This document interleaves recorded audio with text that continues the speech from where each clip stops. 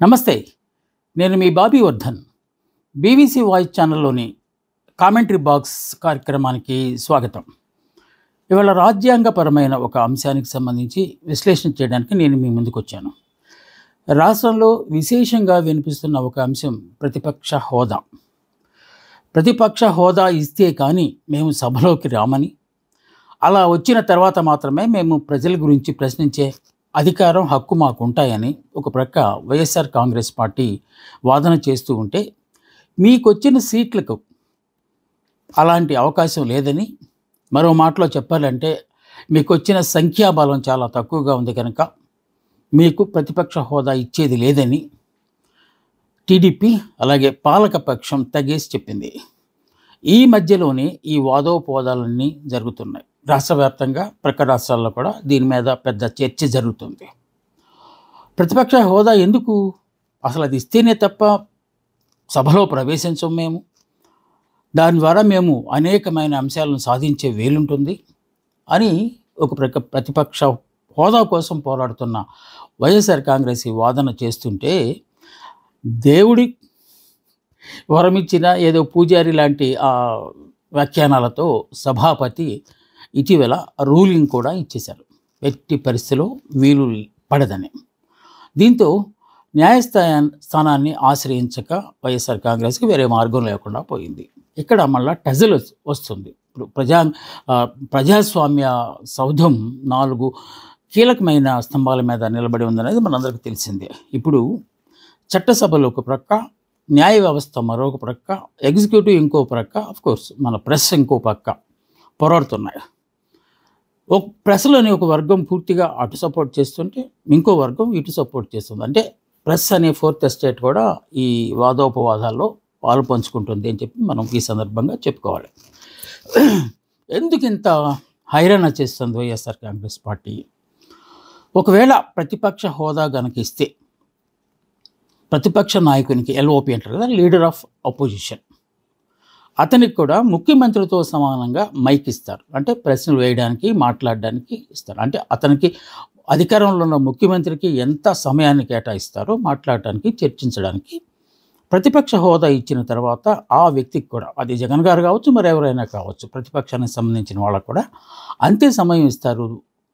తద్వారా ప్రజల తాలూకు వాణిని మేము సభలో వినిపించే అవకాశం ఉంటుందనేది వైఎస్ఆర్ కాంగ్రెస్ పార్టీ చేస్తున్న వాదన. అసలంటే మీరు లోపలికి వస్తే కదా ఎంత సమయం ఇస్తాము అనేది తెలియదు. ఎందుకంటే సమయం అనేది సాంప్రదాయమే తప్ప రూల్ అయితే లేదు ఎక్కడ. పలానా వ్యక్తికి, ఒక రూలింగ్ పార్టీ వ్యక్తికి ఇంత సమయం ఇవ్వాలి, అపోజిషన్ పార్టీ వ్యక్తికి ఇంత సమయం ఇవ్వాలి అనేది ఎక్కడ రూల్ లాగా లేదు. రూల్ బుక్లో కూడా అది ప్రస్తావించలేదు. అది ఆ సందర్భాన్ని బట్టి, ఆ మాట్లాడే విధానాన్ని బట్టి, ఆ వేసే ప్రశ్నను బట్టి ఎంత సమయం ఇవ్వాలి అనేది ముఖ్యంగా సభాపతి విచక్షణాధికారం మీద అది ఆధారపడి ఉంటుంది. చాలా సందర్భాల్లో ప్రతిపక్షాలు మాట్లాడుతున్నప్పుడు మైక్ కట్ చేయటం అనేది కూడా మనం చూస్తున్నాం. ఇది మన రాష్ట్రంలో కాదు, అటు పార్లమెంట్లోనూ మిగతా రాష్ట్రాల్లో కూడా ఇలాంటి వాతావరణమే నెలకొంటూ ఉంటుంది. ప్రతిపక్ష హోదా రావాలంటే మొత్తం సీట్లలో 10%, అంటే మన రాష్ట్ర అసెంబ్లీకి 175 సీట్లు ఉంటే దానిలో 10% అంటే 17.5, అంటే 18 సీట్లు వస్తే తప్ప మీకు ప్రతిపక్ష హోదా లేదు. ప్రజలే మీకు ఇవ్వనప్పుడు మేమెందుకు ఇస్తాము అని అధికార పార్టీ వాదన చేస్తూ వస్తుంది. అసలు ఈ 10% అనే ప్రస్తావన రాజ్యాంగంలో ఎక్కడ లేదు. ఇది కేవలం అనుకున్న మాట మాత్రమే అని చెప్పి వైఎస్ఆర్ కాంగ్రెస్ చేస్తున్న వాదన సమంజసమేనా? లేకపోతే 10% ఉంటే తప్ప ప్రతిపక్ష హోదా రాదు అని అధికార పక్షం చేస్తున్న వాదన కరెక్టా అనే దాని మీద ఇప్పుడు మనం కాన్సన్ట్రేట్ చేయబోతున్నాం. దీన్ని అనేక మంది రాజ్యాంగ నిపుణులతో, న్యాయ కోవిదులతో, రాజకీయ విశ్లేషకులతో సంభాషించిన తర్వాత వచ్చిన ఒక కంక్లూజన్ ఏంటంటే, ఇదిమిద్దంగా ఇంత % ఉండాలి అనే ప్రస్తావన రాజ్యాంగంలో అయితే లేదు. అంటే రాజ్యాంగం రాసినప్పుడైతే ఆ ప్రస్తావన రాలేదు, దాని గురించి ప్రస్తావన కూడా చేయలేదు. కాకపోతే 1969వ సంవత్సరంలో ఒకసారి ఈ ప్రస్తావన వచ్చింది. అసలు ప్రతిపక్ష హోదా ఇవ్వాలంటే ఏమేమి క్రైటీరియా ఉండాలి అనే దాని మీద వచ్చి దాన్ని కూడా అర్ధాంతరంగా ఆపేసి ఒక చట్టం తీసుకొచ్చారు అప్పట్లో. ఏమని? ప్రతిపక్ష నాయకుడు అనేవాడు తప్పనిసరిగా ఒకరు ఉంటారు, అంటే 2 పక్షాలు ఉంటాయి. ఏ ఏ సభలోనైనా. అది ఒకటి అధికార పక్షం, రెండోది ప్రతిపక్షం. సో ప్రతిపక్షానికి సంబంధించి ఇక్కడ ఏం ప్రస్తావన చేయలేదు కనుక ఆ 1969లో తెచ్చిన చట్టంలో ఏం ప్రస్తావించారంటే ప్రతిపక్ష నాయకుడు అనేవాడు, ఎల్ఓపి అనేవాడు ఒకడు ఉంటాడు తప్పనిసరిగా. అతనికి కొన్ని విధులు ఉంటాయి, కొన్ని హక్కులు ఉంటాయనే దాన్ని దాంట్లో పొందుపరిచారు. దాని అనుగుణంగానే ఇన్నాళ్ళు ప్రతిపక్ష హోదా కొనసాగుతూ వస్తుందనేది ఒక వాదన. అది కాకుండా 1977 సంవత్సరంలో మరో చట్టాన్ని కూడా తీసుకొచ్చారు. ఆ చట్టంలో అది దేనికి తెచ్చారు అంటే ఎవరెవరికి ఎంతెంత శాలరీస్ ఇవ్వాలి, శాలరీస్, అలవెన్సెస్, సౌకర్యాలు సంబంధించి.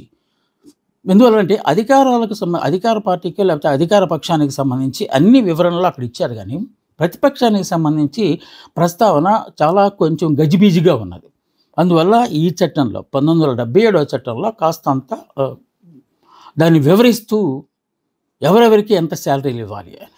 ప్రతిపక్ష నాయకుడు ఎల్ఓపి అంటే అధికార పక్షానికి అపోజిట్గా ఉన్న పార్టీ తాలూకు నాయకుడు క్యాబినెట్ ర్యాంక్తో సమానం కనుక క్యాబినెట్ మంత్రికి ఎలాంటి సౌకర్యాలు ఇస్తారో, అది సెక్యూరిటీ కావచ్చు, లేకపోతే ఆఫీసులో బాయ్స్ కావచ్చు, లేకపోతే సిబ్బంది కావచ్చు, శాలరీస్ కావచ్చు, అలవెన్సెస్. ఎందుకంటే మీకు తెలిసిన విషయమే, ఎమ్మెల్యేలకు లేకపోతే మంత్రులకు శాలరీ కంటే అలవెన్స్లు ఎక్కువగా ఉంటాయి. అంటే ట్రావెల్కి సంబంధించి, హెల్త్కి సంబంధించి, రెసిడెన్స్కి సంబంధించి ఇలా చాలా పెద్ద తతంగం 6-7 లక్షల దాకా ఖర్చు ఉంటుంది ప్రతి నెల. శాలరీ అయితే తక్కువ కనిపిస్తుంది, కానీ మనం గతంలో కూడా మాట్లాడుకున్నాం ఎంత శాలరీ ఇస్తారు ఎమ్మెల్యేలకి, ఎంపీలకి అని చెప్పి. సో ఇక్కడ ఈ 77లో తెచ్చిన చట్టంలో ఎవరెవరికి ఎంత శాలరీలు ఇస్తారని ప్రస్తావిస్తూ ఎల్ఓపి అపోజిషన్ పార్టీ నాయకుడు కూడా, లీడర్ ఆఫ్ అపోజిషన్ పార్టీ నాయకుడు కూడా ఇలాంటి సౌకర్యాలే కల్పించాలి అని దాంట్లో చెప్పారు. సో పరోక్షంగా చెప్పారు తప్ప వారితో ఈక్వల్ అని స్పష్టంగా అయితే ఎక్కడ లేదు. ఆ తర్వాత చాలా సవరణలు తీసుకొచ్చారు దానికి. ఆ చట్టాన్ని కూడా 1977 చట్టాన్ని కూడా చాలా సవరణలు తీసుకొచ్చారు. ఈ సవరణలు తీసుకొచ్చినప్పుడు వచ్చిన కన్ఫ్యూజనే ఇంత రాద్ధాంతానికి దారితీస్తుంది. అసలు ఏంటి, అసలు ఈ ప్రతిపక్ష హోదా అంటే ఏంటి అనే దాని మీద కనుక చేస్తే మనకి ఇప్పుడు రాజ్యాంగంలో కావచ్చు, రాజ్యాంగ స్ఫూర్తి అంటాం దాన్ని. ఏమని, opposition should have a say, government should have a way. Opposition అనేదానికి అంటే ప్రతిపక్ష పార్టీకి మాట్లాడే హక్కు ఉండాలి. ఆ మాటలను విని వాటిని అమలు చేసే అవకాశం ప్రభుత్వం ఇవ్వాలి అని స్థూలంగా దీని అర్థంగా మనం చెప్పుకోవచ్చు. అపోజిషన్ షుడ్ హ్యావ్ ఏ సే అంటే మాట్లాడే హక్కు ఉండాలి. అలాగే అధికార పార్టీకి కూడా, అంటే పాలన చేస్తున్న పార్టీకి కూడా అది చేసే హృదయం ఉండాలి అని చెప్పి, వాళ్ళు ఏమైనా అడిగితే వాటిని అమలు చేసే హృదయం ఉండాలి అనే దానికి స్థూల అర్థంగా మాట్లాడుకున్నారు. ఇది విశ్లేషకులు చెప్పేది ఏంటంటే ఈ డిగ్నిటీ, డెకారంకి సంబంధించిందే తప్ప ఇది పెద్ద ఏదో స్టేటస్ లాంటిది కాదు అనేది కూడా వస్తుంది. డిగ్నిటీ అంటే చాలా మంచిది, దాన్ని ఎకఎకి అనువాదం చేస్తే డిగ్నిటీ అంటే మళ్ళీ హోదా కింద వస్తుంది. కానీ ఇది సాంప్రదాయం, ఒక ట్రెడిషన్ లాగా వస్తుంది, అప్పటి నుంచి పాటిస్తూ వస్తున్నారు కనుక అది తప్పనిసరిగా చేయాలి. వైఎస్ఆర్ కాంగ్రెస్ పార్టీ వాళ్ళు కూడా కొన్ని ఉదాహరణలు వాటికి సంబంధించి చెప్తున్నారు. గతంలో 1994లో మన ఆంధ్రప్రదేశ్లో కాంగ్రెస్ పార్టీకి సంబంధించి పి జనార్దన్ రెడ్డి గారు వారికి ముఖ్యమంత్రితో పాటు మాట్లాడే అవకాశం ఇచ్చారు. అక్కడ రూల్ ఏం పాటించలేదు, తక్కువ సీట్లు ఉన్నప్పటికీ పాటించకుండా సమానంగా, ఎందుకంటే ప్రతిపక్షం అనేది తప్పనిసరిగా ఉండాలి, ప్రతిపక్షం ప్రజల కోసం పోరాడాలి. ఆ విషయాలు మాట్లాడదాం. ఎందుకు అసలు ఈ ప్రతిపక్ష హోదా అనేది ఎందుకు ఇవ్వాలి, అసలు ప్రతిపక్ష హోదా ఇస్తే ఒరిగేది ఏంటి, దాని మీద ఇంకొంచెం ముందుకు వెళ్ళిన తర్వాత మనం మాట్లాడదాం. ఈ ఉదాహరణలు తీసుకొస్తాం. అలాగే మొన్న మధ్య యాప్ కూడా బీజేపీకి చాలా తక్కువ సీట్లు ఉన్నప్పటికీ ప్రతిపక్ష హోదా కల్పించింది. ఇక్కడ ఏమంటే ప్రతిపక్ష నాయకుడిగా గుర్తించిందా లేకపోతే ప్రతిపక్ష నేతగా గుర్తించిందా అనే దాని మీద కూడా ఇక్కడ చర్చ మొదలైంది. ముఖ్యమంత్రితో పాటు సమానంగా సమయం ఇచ్చి మాట్లాడించటం అనేది డెఫినెట్గా హోదా కిందకే వస్తుంది కనుక అలాంటిది మేము కోరుతున్నాము అని చెప్పి వీళ్ళు రకరకాల ఉదంతాలను తీసుకొచ్చే ప్రయత్నం చేస్తున్నారు. గతంలో పార్లమెంట్లో కూడా ఇలాగ జరిగింది, ఉపేంద్ర గారికి అలాగే ఇచ్చారు అని వీళ్ళు వైఎస్ఆర్ కాంగ్రెస్ వాళ్ళు వాదన చేస్తున్నప్పటికీ అదంతా ఈ వైఎస్ఆర్ కాంగ్రెస్ కావాలనే మసిమూసి మారేడుకాయ చేస్తున్నది. అవి ప్రస్తావన ఎక్కడ తీసుకురాలేదు, అసలు ఇదంతా బోగస్ అని వాళ్ళు చెప్తున్నారు. కానీ ఒక మాట చెప్పేటప్పుడు ఉదంతాలు చెప్పినప్పుడు అంటే దాన్ని మన ప్రెసిడెన్స్ అంటాం, గతంలో జరిగింది అనే అంశాన్ని మనం తెర మీదకి తీసుకొచ్చినప్పుడు తప్పనిసరిగా ఫ్యాక్ట్స్ ఏం మాట్లాడాల్సి ఉంటుంది కదా. కనుక వైఎస్ఆర్ కాంగ్రెస్ వాళ్ళు చేస్తున్న వాదనలో కొంత పస ఉందేమో అనేది ఉన్నది అక్కడ. మనం ఇందాక చెప్పుకున్నట్టు ఏ సభలోనైనా రెండే వర్గాలు ఉంటాయి. ఒకటి అధికార పక్షం, రెండోది ప్రతిపక్షం. సో ఇక్కడ మన రాష్ట్రంలోకి వచ్చేసరికి విచిత్రమైన పరిస్థితి నెలకొని ఉన్నది. రెండే 3 పార్టీలు కలిపి అధికార పక్షంగా అంటే కూటమిగా ఏర్పడ్డాయి. ఇక మిగిలింది వైఎస్ఆర్ కాంగ్రెస్ పార్టీ. దాని సంఖ్య 11 కావచ్చు, కానీ అపోజిషన్ అనే ఒక దానికి అది అర్హతగా ఉంది అనే వాదన కూడా ఒక ప్రక్క వినిపిస్తూ వస్తుంది. అస్సలు ప్రతిపక్ష హోదా ఇవ్వడానికి మొన్న ఈ మధ్య స్పీకర్ గారు పాస్ చేసిన రూలింగ్లో కూడా చెప్పారు, కొన్ని షరతులు చెప్పారు. అసలు ప్రతిపక్ష హోదా ఇవ్వాలంటే ఏం చేయలేదు దాని మీద. అది రాజ్యాంగంలో కూడా పరోక్షంగా ప్రస్తావించారు. ఏంటిది? ఒకటి, ప్రతిపక్ష హోదా కోరుతున్న వ్యక్తి శాసనసభ్యుడై ఉండాలి. జగన్మోహన్ రెడ్డి గారు శాసనసభ్యుడు, అంటే వాళ్ళు చేస్తున్న వాదన గురించి నేను ఇక్కడ మాట్లాడుతున్నాను. ఆ వ్యక్తి ప్రతిపక్ష పార్టీకి చెందిన వ్యక్తి అయి ఉండాలి. జగన్మోహన్ రెడ్డి ఖచ్చితంగా ప్రతిపక్షంతో వాళ్ళతో పాటు పోటీ చేసి ప్రతిపక్షంలోకి వచ్చాడు కనుక అతను గెలిచి ఉండాలి. గెలిచేసి ఉన్నాడు. తర్వాత 4వది చాలా కీలకమైన అంశం ఏంటంటే, ప్రతిపక్ష హోదా ఇవ్వాలా వద్దా అనేది నిర్ణయించేది సభాపతి విచక్షణ మీద ఇదంతా ఆధారపడి ఉంటుంది అని చెప్పి సాక్షాత్తు సభాపతే మీకు వీలు కాదు అని చెప్పేశాడు ఈ విషయంలో. కనుక జగన్మోహన్ రెడ్డికి హోదా ఇవ్వటం అనేది సాధ్యం కాదు అని చెప్పి, ఇది కక్షపూరితంగా అంటున్నారా లేకపోతే వివక్ష చూపడానికి అంటున్నారా, రాజ్యాంగాన్ని వ్యతిరేకిస్తూ మాట్లాడుతున్నారా అనే వాదన కనుక వస్తే రాజ్యాంగంలో ఎక్కడ ప్రస్తావన లేదని మనం చెప్పుకోవాలి. అది చట్టరీత్యా 1977లో వచ్చిన ఒక చట్టంలో వెసులుబాటు కల్పించడం కోసం, పైగా శాలరీసు లేకపోతే అలవెన్సెస్, వారికి ఇచ్చే సౌకర్యాలు, ఛాంబరు లేకపోతే అక్కడ సిబ్బంది, దానికి సంబంధించి అక్కడ తీసుకొచ్చారు తప్ప ఇది హోదాకు సంబంధించింది కాదు అనేది కూడా ఒక వాదన మనకి ఇక్కడ వినిపిస్తోంది. ప్రతిపక్ష నాయకుడు ఎందుకు అవసరం అవుతున్నాడు అనేది కనుక చూస్తే ముందు ఒకసారి పార్లమెంట్లో డిస్కస్ చేద్దాం. Chief justice of India, Lokayukta, అలాగే చీఫ్ ఎలక్షన్ కమిషనర్ ఇలాంటి వాళ్లను నియామకం చేసేటప్పుడు ఆ కమిటీలో తప్పనిసరిగా ప్రతిపక్ష నాయకుడు ఉండాలి. అది లేకపోతే అది చెల్లుబాటు కాదు. అందువల్ల ప్రతిపక్ష నేతకు ప్రాధాన్యత ఉంది. ఎందుకంటే అంత కీలకమైన నిర్ణయాల్లో కూడా ప్రతిపక్ష నాయకుడు పాత్ర ఉందంటే అతని పాత్ర కీలకమైందే కదా అనేది కూడా ఒక వాదనలాగా మనకి ఇక్కడ వినిపిస్తుంది. అసలు పార్లమెంటరీ డెమోక్రసీలో అన్ని రాజ్యాంగంలో అది చెప్పలేదు.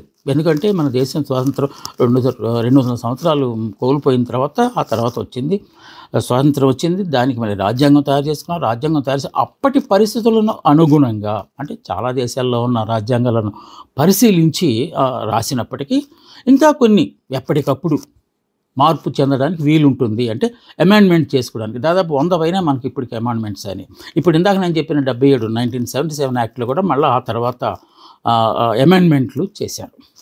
ఓకే, సో అందువల్ల రాజ్యాంగంలో ప్రతిదీ చెప్పారు, రాజ్యాంగంలో ఏముందో చూడండి అనడానికి అయితే లేదు.